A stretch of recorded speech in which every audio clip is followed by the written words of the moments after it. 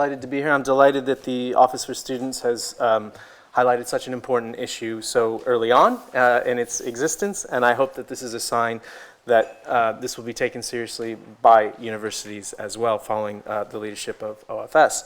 I did want to briefly note, and there are some copies downstairs, that I was commissioned along with Jacqueline Stevenson and Joan O'Mahony and others to write a report on targeted measures to try to address the BME attainment gap as well as wider racial inequalities. And one of the key findings, I think, of that report was the connection between admissions, BME attainment, the proportion of Black and minority ethnic academics, and how this is, and then of course the labor market outcomes, and how this is a sort of vicious circle as opposed to a virtuous circle, and how tackling every piece. So I'm pleased that we've got a day where we've looked at admissions, and now we're moving on to the BME attainment gap. I will now introduce the panelists one by one. First, we have Baroness Valerie Amos, who's the director of SOAS. Please come up. Then we have Dr. Hayaatun Salam, who's the chief exec of the Royal Academy of Engineering. Then we have Sewell, Dr. Tony Sewell, who is the founder and director of Generating Genius. And finally, we have Professor Colin Bhopal, who is a professorial research fellow at the University of Birmingham. The four presentations do all address the BME attainment gap, but I think it's useful to, as I outlined at the outset, to indicate the links between before students get to university, which Ralph from Rare Recruitment also talked about in terms of preparing students for university, but also, as Kalwant is going to highlight, the experience of BME academics. So without any further ado, I'm going to hand over to Baroness Amos, who will talk about the BME attainment gap, and I will try to follow Martha's excellent lead on being good on the timekeeping.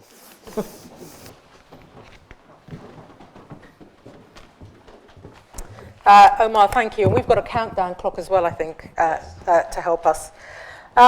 Tomorrow, UUK and NUS will publish the outcome of a 6-month project that we've been working on, which has been looking at Black, Asian, and minority ethnic student attainment and the gap. And it's very much been a partnership between university VCs, UUK, and students. And in the 5 minutes I have, I'm going to focus on the areas that we identified in that report for action, which universities need to put into place if we're really going to bring about change. But please bear in mind, there is an embargo on the report until tomorrow. One contextual point before I go into those areas for action. Higher education institutions don't obviously exist in a vacuum.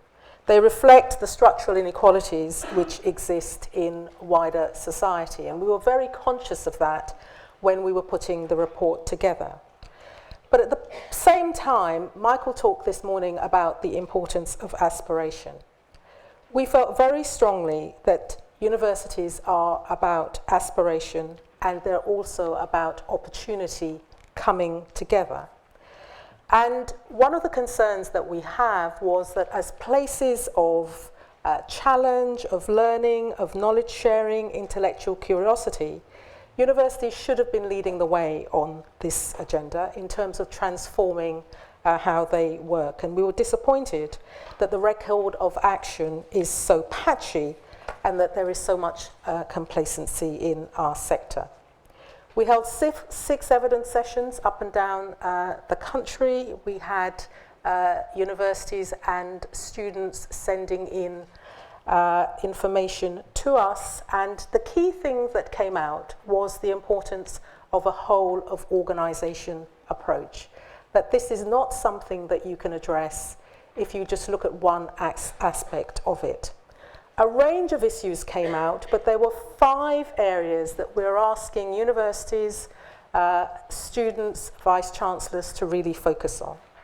The first is the importance of strong leadership, an absolutely key component of this. It has to be led by the VC, by the senior team, and it has to be a strategic issue that is imbued in all areas of what a university is doing.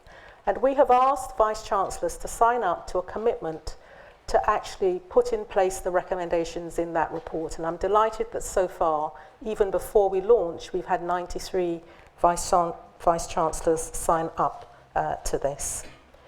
Then there is the crucial issue of culture, and a couple of recommendations around culture.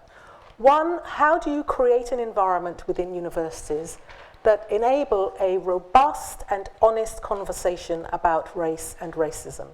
This is not easy. Many other organizations have tried to do it. It is a complex and difficult area. People are fearful of it. But if we don't do that, and if we don't enable students to have the space to actually talk about their experiences, then we're not going to be able to make the kind of transformational change that we are looking for.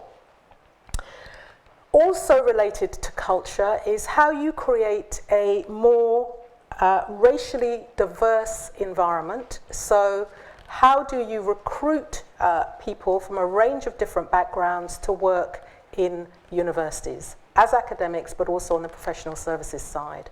And the figures in UK universities for professors, but other senior academics from black and minority ethnic backgrounds is woeful. So we absolutely need to address this. That issue of role models is very important. But also, how do you create a more inclusive environment, including curriculum reform? The press love this notion of curriculum reform and how do we decolonize the curriculum, but it's a very, very important part of what we need to do. It's not about junking things, it's about having a much broader approach to what we teach and how we ensure that the experience of our students is reflected in what we teach. And finally, two things. Getting the evidence, so the data is absolutely key, but at the same time, not making the search for data the enemy of actually doing something. It's important to have the data, it's important to segment it because it's a complex area, but it's also important to just get on with it. And finally, the importance of having a sense of what works and sharing across the sector. And that's why what the Office for Students are also doing in terms of setting up the centre is so important. We need to address this challenge collectively as a sector. Otherwise, the kind of success we're looking for will not happen. Thanks very much.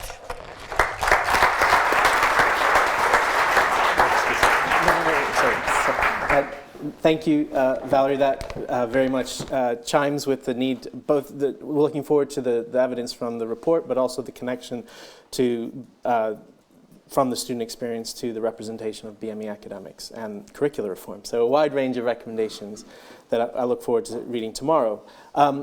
Next, we have Dr. Hayaatun Sillem, who will be speaking about her experience at the Royal Academy of Engineering. Thank you very much. Well, I'm really thrilled to be here today talking about something I'm personally passionate about, but which is also an incredibly high priority for the Royal Academy of Engineering, not least because engineering, as it is quite well known, faces a real diversity challenge. And it's most commonly characterised in terms of the gender deficit. Perhaps not surprisingly, only 12% of the engineering profession in the UK are women. But actually, work that we've undertaken at the Academy shows that we have some specific and real challenges over ethnicity too, and these deserve more attention than perhaps they've been given to date. Black and minority ethnic students are well represented amongst the engineering undergraduate cohort, higher than the average across all subjects, and have been at well over 25% for a number of years. Yet only 8% of the engineering workforce are from black and minority ethnic backgrounds. Our analysis shows that black and minority ethnic students are less likely to find employment in engineering after graduation, and that a black and minority ethnic engineering graduate is more than twice as likely to be unemployed 6 months post-graduation than their white counterpart, even when you control for the type of university they went to and the degree class that they got. This troubling finding led us to design our own intervention, the Graduate Engineering Engagement Programme, through which we work with both students and employers to support the transition of more engineering graduates from ethnic minority and socially disadvantaged groups, as well as women, into engineering employment. it's a very practical, hands-on program. We do follow the data, but we also really believe that it's necessary to get engaged with the groups that you're trying to influence. And so it comprises face-to-face networking events, one-to-one support for interviews, access to employers so that people can really understand the recruitment processes, and similarly working in a very hands-on way with employers to pick through their recruitment processes and understand what barriers might be there and how we can promote a more inclusive recruitment approach. Our headlines that perhaps are of relevance to other subjects are simply that students from underrepresented groups need active encouragement to increase success in engineering employment. Long-term face-to-face intervention is really important in terms of promoting those relationships between students and employers that ultimately will help to surmount bias and gaps in perceptions. And that notwithstanding all the attention that is now given to improving the fairness of recruitment processes and employers, there's still a huge way to go in terms of improving transparency and accessibility of recruitment and networking provided by employers. Thank you.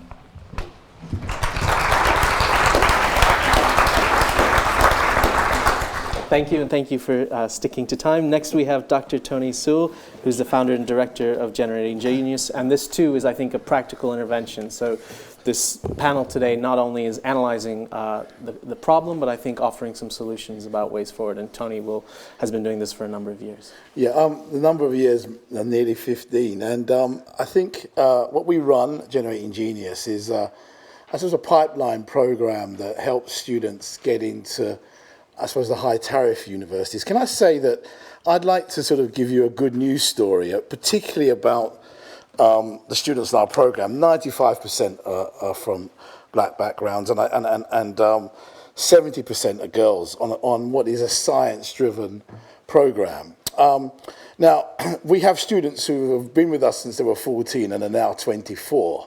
So you can see the cycle has been long for them with us, and they're now part of our alumni. Now, I would say we can track some of the experience of those students, and what I'd like to say, first of all, is that I agree with Valerie in terms of that structural analysis on the campus. However, I think that the issues are pre-university in origin.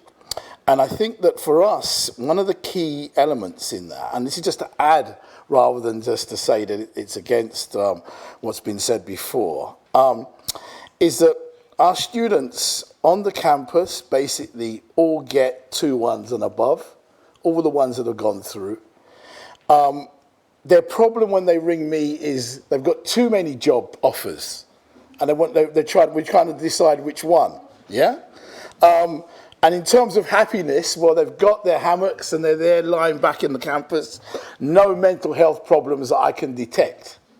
So why our students, black students from inner cities, free school meals, from single parents, why are they going through that university experience counter to what seems to be happening elsewhere?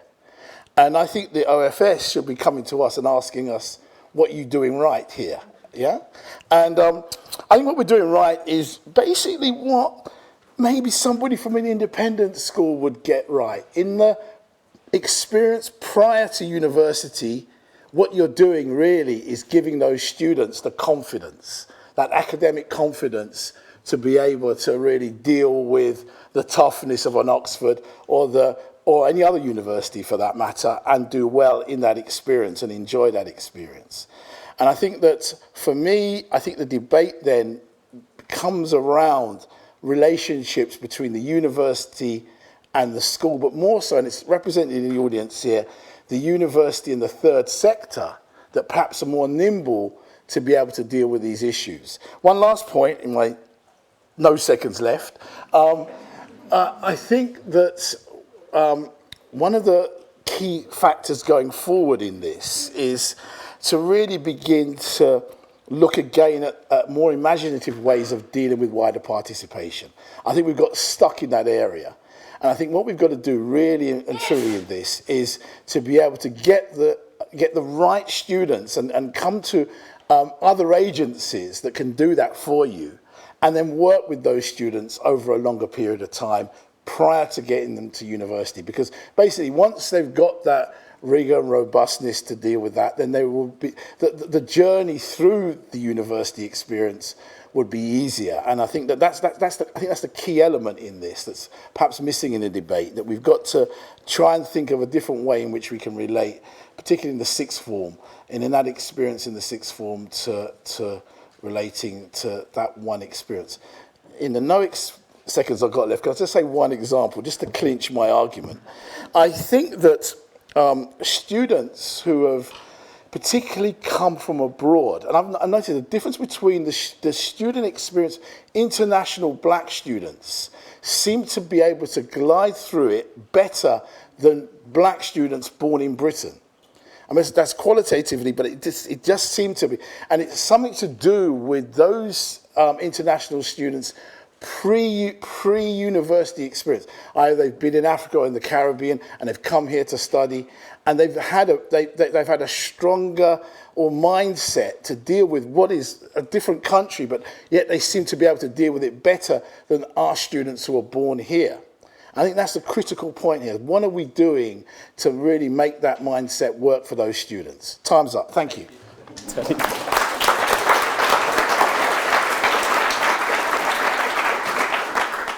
Thank you.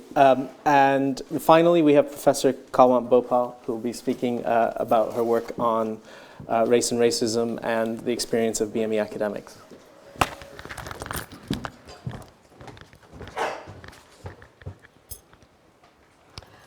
So, 2 minutes, here I go. There's been an increase in the numbers of black and minority ethnic students attending higher education institutions, but we must note that there are differences within and between the BME category. However, black students who've seen the most significant increase have also see the worst outcomes. They are the group who are less likely to leave university with a 2-1 or a first, and they are less likely to make the progression into postgraduate research degrees, which is hugely important in terms of looking at the demographic for BME academics. Racism, exclusion and marginalisation and white privilege contribute to the structural fractures for the BME attainment gap, and indeed the disadvantages that these groups experience. Students also cite an ethnocentric curriculum and favouritism towards white students, and this is evidenced in various ways, particularly those which manifest in student outcomes and achievements at university. Consequently, there's evidence to suggest that BME students are less likely to make the progression into postgraduate study, particularly when they are embarking on thinking about doing a PhD. And there are differences within and between the category, so they are less likely to make that transition. So there's evidence to suggest that access to financial and economic and social capital affects these transitions to postgraduate study. Why is this important? This is important because it has a huge impact on social mobility and future life chances. Entrance into postgraduate study, particularly PhD programs, is dependent on financial capital rather than success at degree level. So my research shows that even though black students were on track to get a first class or a 2-1 degree, if they did not have access to financial capital, they were less likely to register for a PhD. So individuals from middle-class, affluent backgrounds are able to invest in postgraduate study. Others are reliant on scholarships and bursaries, which are, which are few and far between for postgraduate study.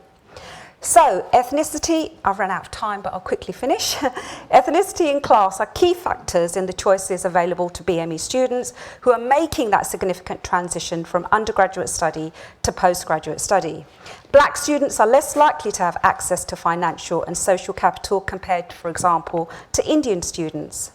Black students continue to be disadvantaged during their transitions into higher education and transitions from higher education, which indeed affects their access to the labour market and future social mobility.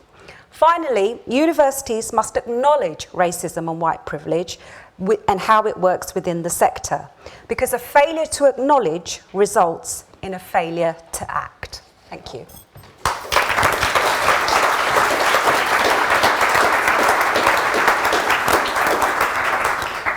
Great. So we have half an hour for questions and answers. So I'll turn to the audience. First, I'll try to take 2 or 3 questions, unless there's, we don't have enough. Thank you. Mike Carrigan. I work for Nottingham Trent University, but I'm the Interim Deputy Director of the new Centre for Transform Access and Student Outcomes, or TASO. So this is not really a question, it's more an observation and a shameless plug. I was delighted that Baroness Amos mentioned the evidence and what works as the 4th and 5th key themes for tackling the attainment gap. I think it's fair to say that there's relatively little consensus across the sector as to what works to narrow this attainment gap. And if we don't know what works, it's going to be very, very challenging to actually close that gap in the 20 years, which is what we're trying to aim for. So with this in mind, and it's shameless plug time, TASO are asking for all providers to share their evaluation reports with us, because we're putting together a central repository of best practice. Now, that's across the whole cycle. That's for access, student success, and progression. But of course, we're particularly interested in the attainment gap. We know that there's a lot of good evidence out there, but it's not necessarily in the public domain, or it's not necessarily easily accessible. So we're just asking for your help here to try and make sense of it all.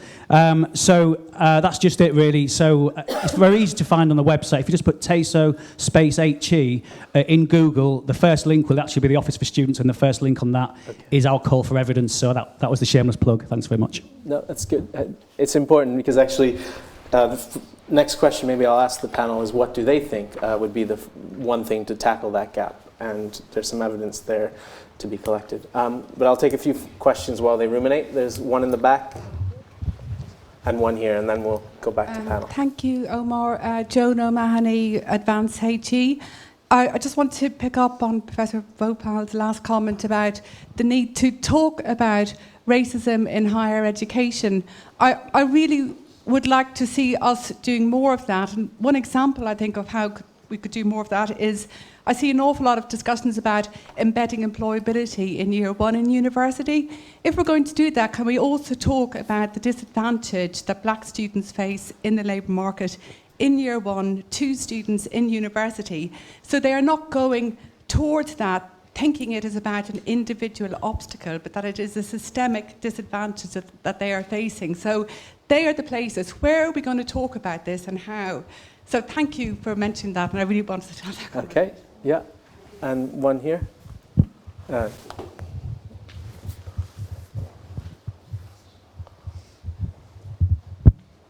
you very much.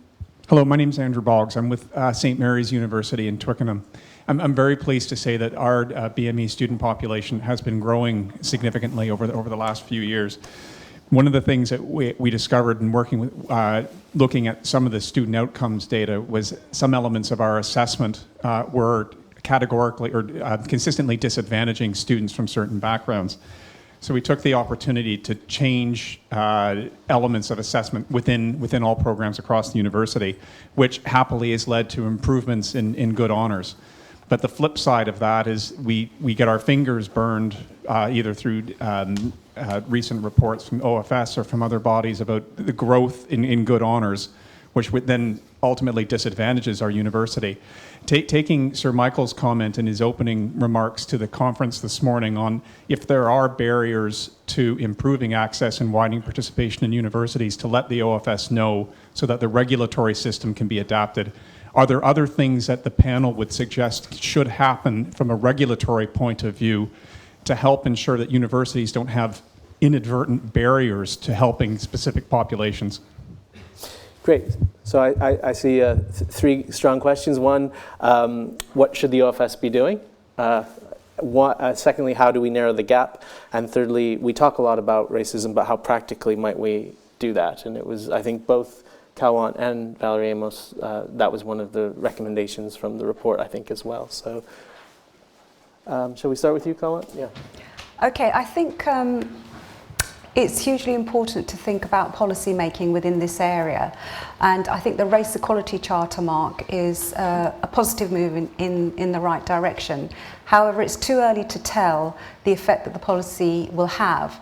But I do think that universities need to invest in signing up to the Race Equality Charter and applying for the Race Equality Charter mark.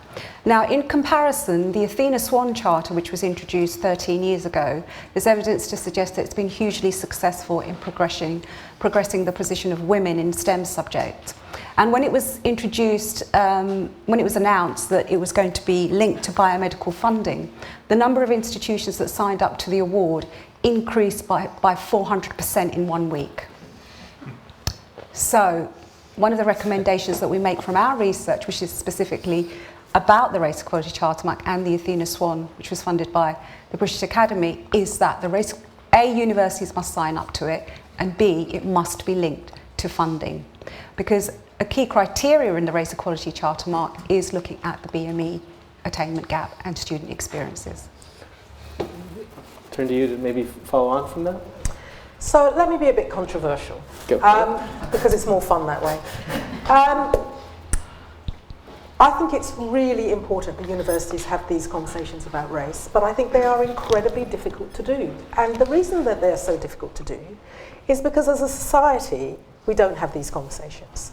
And we have a history in this country of, just thinking about some of my history in terms of my ancestors, in terms of slavery and colonialism, which we find it hard to own up to. People will say, yes, it's bad, but the impact of it in terms of who owns what happened in Britain in terms of the economic impact of that is something that we find very hard to discuss. So what do? We sweep it under the carpet. So then we have an expectation that organisation and institutions like schools, universities and others will somehow start a conversation that helps academics, other staff to actually understand and appreciate the experience of black students. There is a huge gulf. So we have to acknowledge that there is a huge gulf, and that in starting these conversations, in trying to get the culture right to enable us to start these conversations, we're going to get some things right and some things wrong. That you're going to have people who will be extremely angry, you're going to have people who are very fearful. So they have to be done in a very sensitive, and I think it has to be mediated conversations. I don't think we can just as vice chancellors or senior teams say, we're going to make this happen. We have to think very carefully, we have to talk about our students, talk with our students, we have to talk with our staff to make it really mean something. But crucially, we also have to listen to what we're being told and what the impact of that is. There was a session at SOAS, for example, last night on precisely this issue, where there were a number of actually pretty angry SOAS students talking to me and others about what they valued about what we are doing, but also the fact that it's not fast enough and what the impact on their individual experience has been. So I am not by any means saying that this is going to be easy to do. And the other thing is that it in and of itself, it is not a silver bullet. I mean, you said, Omar, you were going to ask us what was the one thing that we should be doing. Yeah. There isn't one thing we can be doing. It has to be a whole of organisation approach. As leaders of universities, we have to integrate a whole range of things into the strategic approach that we take to these issues. There has to be stronger accountability. There has to be greater measurement. And what do you think about regulation? There has to, so I think, for example, we are measured against league tables. Why is one of the things that we are measured against not how we're doing in relation to these issues? Yeah? Because it's tough, and actually because some of the universities at the top of our league tables aren't doing too well on some of these issues. Well, let's shine a light on that and think about what that means. Sally talked earlier about excellence and equality. One of the things that really concerns me is that we have a notion of excellence which is about excluding, not about including. It's not about excellence and equality. So we need to change the entire frame of how we think about these issues, how we are judging what is happening in our institutions, how we're measuring success, how we are valuing what universities are doing, and how we are compensating universities for what they're doing as well. I mean, one of the potentially controversial things, I'll stop here, Omar, that came up in our evidence sessions was students saying, why aren't Vice-Chancellors' salaries measured against some of these I think they may criteria? Yeah, I've said that quite a few times, that you make a KPI. I mean, it's the same thing for any employer. If an employer isn't progressing, if a certain manager is never progressing its female or its ethnic minority staff, they're a bad manager. Just so make a KPI, link it to salary, maybe we'll see some change happen. Use the race equality charter mark, link it to financial support for universities. If a university gives half as many firsts to its black students as its white students, should the white students pay half in tuition? So there are various things that you could do to incentivize. But Hayaatun, did you want to say anything about, Well, in response? Yeah, I won't repeat the excellent comments made by my fellow panelists. But I think, when I was trying to think of what is the one thing, of course there isn't one thing, but if I were to boil it down to something concrete that would apply to many people in this room, it's for all of us who have a position of influence, whether that's a leadership role directly or indirectly, to prioritise ethnicity and race in the way that we have, I think, increasingly prioritised gender in the past few years. Because I think there is still a lag between the extent to which race and ethnicity are truly seen as organisational and individual priorities for people in our incredible universities, in the organisations that regulate them, in those that work with them. And part of it, I think, is because it's an uncomfortable discussion. Lots of us don't feel we have, the language and the knowledge to get it right. But unless we start to say this is up there amongst our personal priorities, our organisational priorities, we're going to have an unacceptably slow pace of change. So to me it is extraordinary that I think 0.3% of UK professors are black. That is something that I don't think anybody could or should feel comfortable that it's acceptable. But it's not something that we're talking about day in, day out. And so in terms of our vision for excellence, our definition of excellence, we need to accept that this aspect of underrepresentation needs more scrutiny and more attention than it's had to date. And I still meet people who are in very, very senior positions who believe, or who give the impression that they believe, that there is some sort of dichotomy over rebalancing and maintaining excellence, and it's patently absurd when you look at the data. So I think universities have many, many, many pressures. There is a lot that they're being asked to prioritise, but I would say that we've made a lot of progress on gender. It doesn't mean there's not further to go, but there is plenty of experience out there in the private sector in other countries, in terms of tackling other protected characteristics that we need to now draw upon, so that when we look ahead, or rather we look back in a few years' time, we don't see the same situation that we see today. Yeah, I mean, I think that we've got to look at this also from my point of view. I agree with all my panelists. Valerie, I agree with your analysis as well, and I think that thing about the institution must change. However, I also look at some of the what I call these sort of agency issues around some of our schools and some of our students. I mean, if you look at the reality of, say, I'm just talking about just the reality of getting more black students into, say, some of the high tariff universities. Some of our high schools could only produce 2 or 3 students who could get the grades to get those students to those universities. Even in London, when we're having some of the top grades. So if you go around it, the capacity of the university to then engage with all those schools is probably impossible.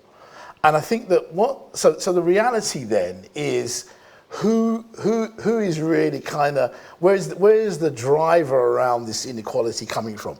Well, if for example, in the Oxford case, the 2 or 3 or 4 independent schools that dominate the Oxford entry, then we're talking then about a situation where I think we have to come back to how the university relates to our high schools and that relationship. Because unlike, I think even in the US, we don't have this class division between private school and state school, and how that divides off our universities is something that's particular to the UK and how we operate, or even to England for that matter. So what would you say should be? So I think the answer is that we've got to come back to really beginning to, I think, look at the experience and the training that we give and the confidence building that we give, particularly in the sixth form, to those students. I'll give you one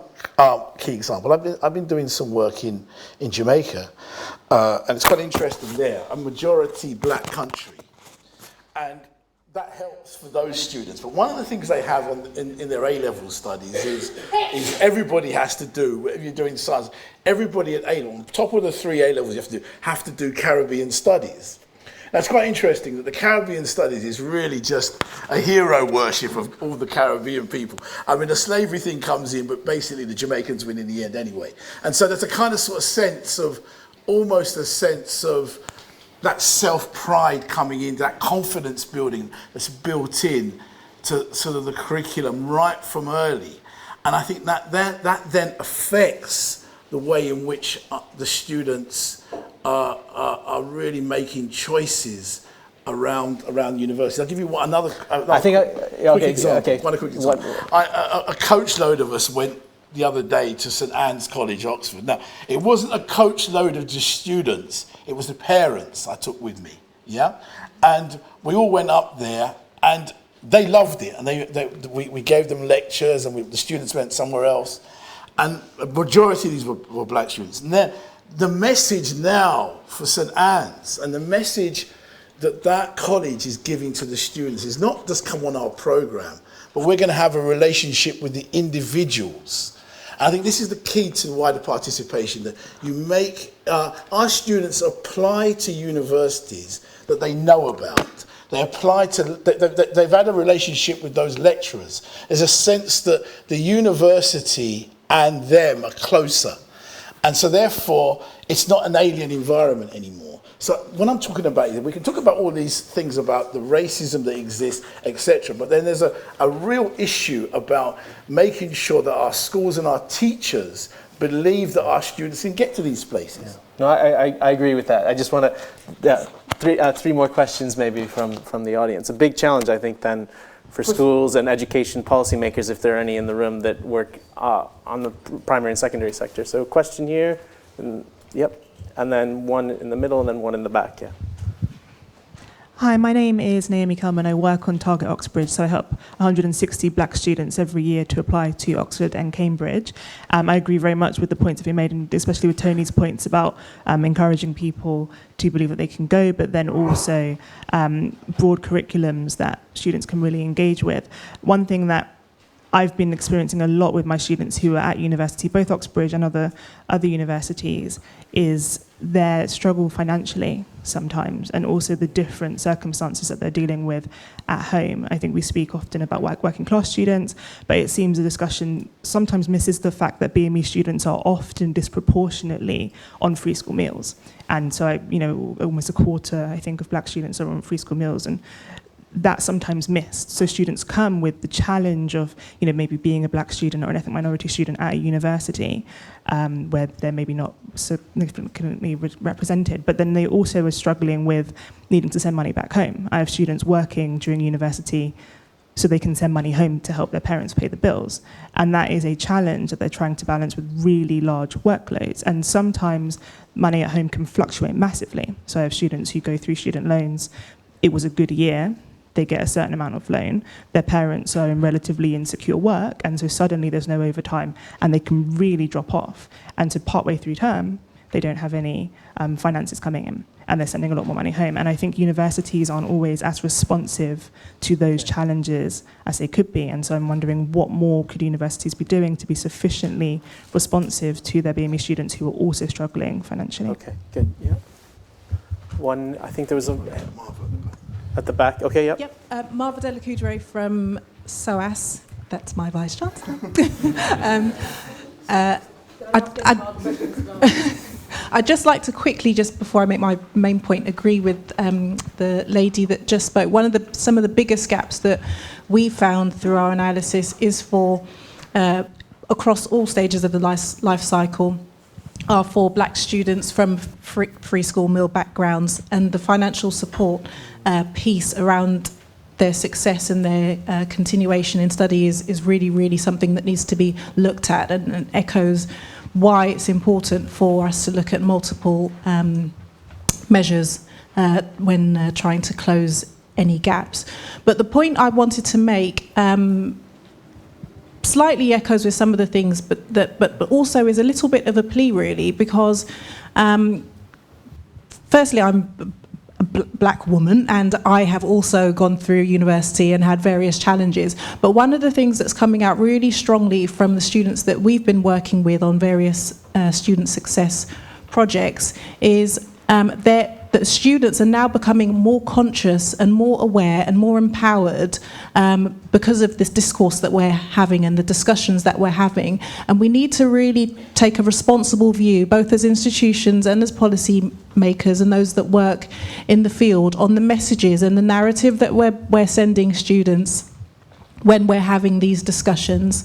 I think that there needs to be very clear message that yes, there are very significant challenges, but also that empower both students in secondary schools, in colleges and in universities to make sense of what they're hearing, because otherwise we're going to end up with a situation where there will be very significant gaps, more significant gaps for those students, and also create a very big tension within the sector.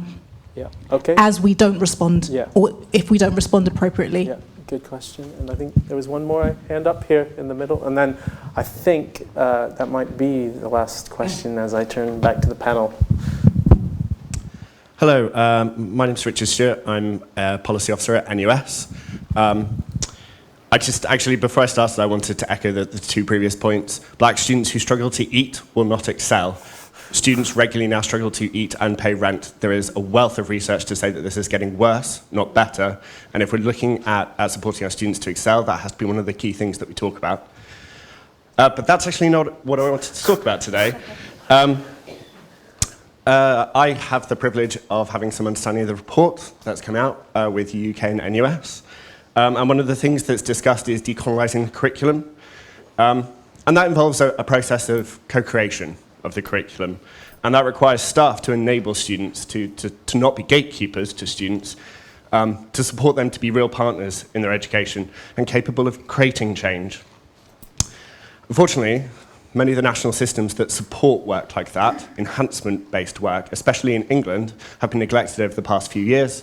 And I'd highlight specifically the Quality Assurance Agency, which has been effectively suspended from interventions in English universities during I think, the last 4 years. So my question is, how can universities be supported, or, if necessary, driven, to involve black students in transforming their curriculum? Great. So excellent set of questions, and also shows, I think, a really key point, which is students are a huge part of the Office for Students agenda, but also have high expectations, even as their experiences aren't potentially as positive as they could be. I'll start with Kalwant, I think, and I'll work my way around. Okay, I'll just start with will answer the last question, if I may, given the time. I think student voice is hugely important and has a significant impact in universities, and I think it's very important to involve students in decolonising the curriculum.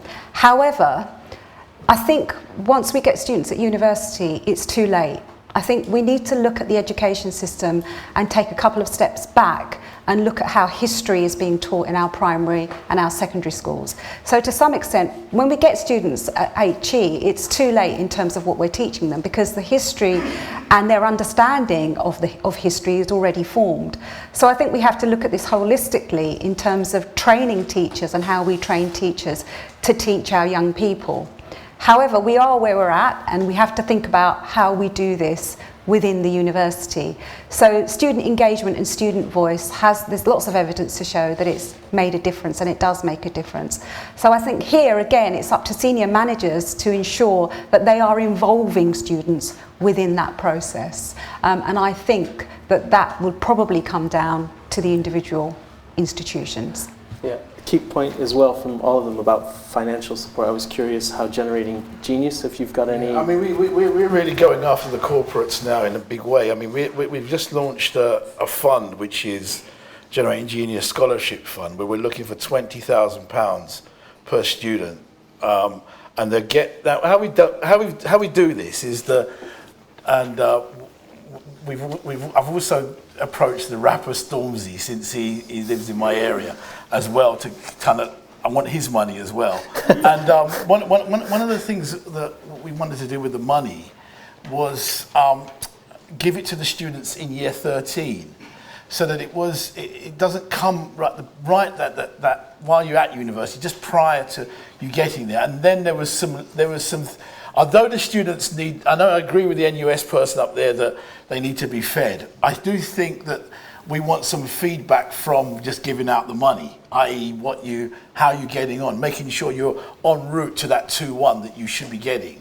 And so the money does come with some kind of, something else from them. However, we think that we can do that, and we've already got some corporates coming in to do that. So I think that the university can play a part in helping raise funds for that, but I do think that there's an issue. Can I just one point? At Oxford, quickly, at Oxford, the students Oxford keeps coming up all the time. Let's take Cambridge as well, somewhere else, or Durham for that matter, because my students are there as well, and they're saying the same thing. They can't participate in the clubs. They can't participate in all those other extracurricular activities. It costs money. I didn't realise this. It costs money to actually to join these things, and you just can't. And you can't get a job, so you are disadvantaged straight from that point. Yeah, and that 20,000 figures may be one to keep in mind. Over 3 years. Yeah, that's a lot. Yeah.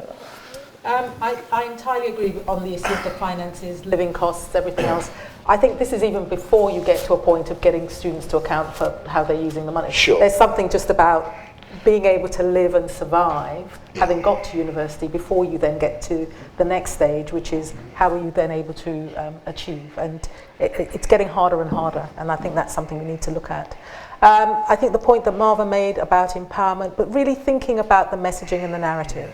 And we talk about this in the report that's coming out tomorrow, but one of the things that the students who were involved in our evidence sessions said very strongly was they'd rather know about these issues, that for them transparency is important. They don't want to hear the message in a way which becomes disempowering, but they do actually want to know how their universities are doing. They want to know if they're at a university where there is a big gap in terms of either students continuing or in terms of attainment, because they want to be able to do something about it. Great. Final word? Thank you. I wholeheartedly agree you need to take a systems view of the challenge we're trying to address. And so others have talked about financial support. We do run bursaries at the Academy, particularly for that purpose. But I would say there are other factors. For example, the likelihood that you will have done a vocational qualification being much higher if you come from certain ethnic minority groups than from others. And that in turn being linked to potential discrepancies in attainment and your experience. And those are areas where if we really understand the impact it's having, perhaps we can target interventions more effectively in a way that will support a fairer system for everybody, as well as better outcomes for the university.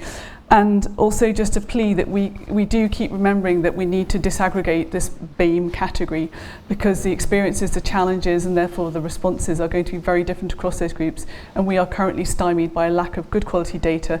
It's not just about who gets in, it's about non-completion rates, it's about the qualifications you have on entry, it's about your employment outcomes. So if we can please get to a point where that is more consistently collected, and OFS can definitely play a role in stimulating that, that would be immensely helpful. Great. So a great panel for highlighting some of the challenges, but also some practical solutions.